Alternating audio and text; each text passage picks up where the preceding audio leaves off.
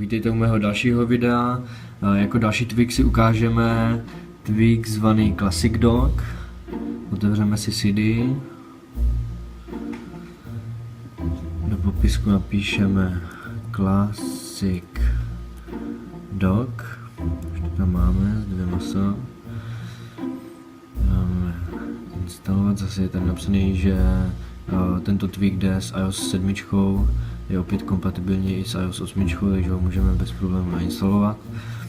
A tento tweak vám dává vlastně klasický dock, který byl v dřívějších iOS softwarech.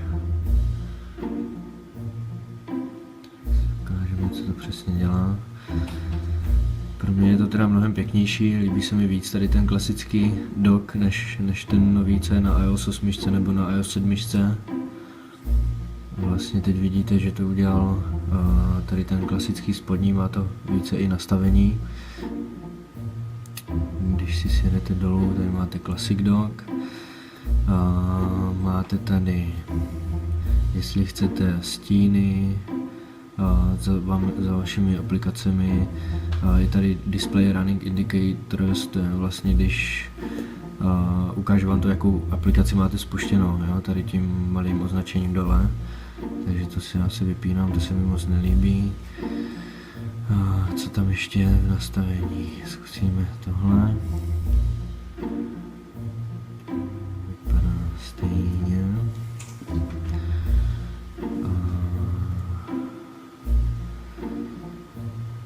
Takhle by to asi mělo být všechno. Tohle vypneme, dáme respring. Vždycky, když chceme aplikovat nějaké změny, musíme dát respring.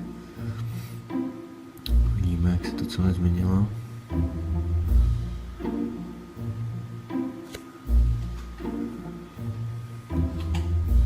No, máme krásný, čistý dock. Tak jo, to je všechno. Budu dávat další videa, takže se zatím mějte, naschle.